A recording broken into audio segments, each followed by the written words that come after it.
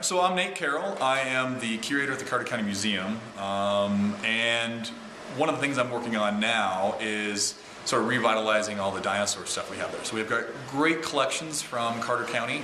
A lot of it's from the Hell Creek Formation. And so one of the things we have right here, like this is a juvenile Triceratops horn. So I brought this back. I'm making sure this is the correct ID, which I'm pretty sure it is.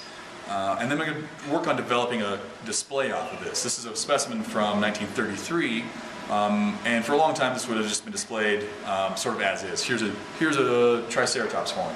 But one of the cool things we are learning now is that Triceratops go through a really awesome growth stage. So the cool thing about this is that it's got it's a small horn, it's curving upwards now, but as it grows to adult, it's going to get much, much larger and start curving downwards. And so it's kind of, with this one specimen, we can kind of talk a lot about biology and growth and kind of get at a better picture of the diversity of what's happening in the Hell Creek Formation. Right now we are in the MSU Paleolab in Gaines Hall.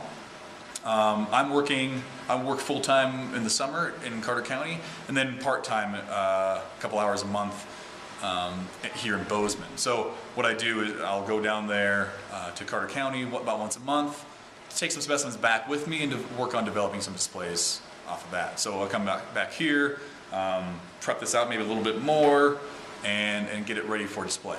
So I grew up in Ekalaka on a ranch. And I was always interested in paleontology, probably since I was a kindergartner. I always wanted to be a paleontologist, and I was lucky enough to grow up in Ekalaka, where you run across these fossils all the time.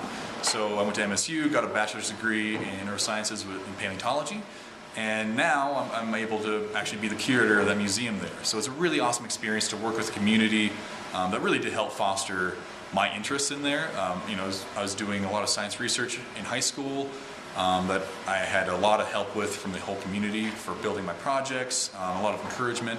So it's really cool to kind of go back. I'm working on my master's degree now, but in the summertime and all my spare time, going back to Ekalaka and really working on this amazing museum that we have there and letting people know how amazing it is, both for just the general interest of paleontology, but also that it has a lot of really cool specimens that are important to science.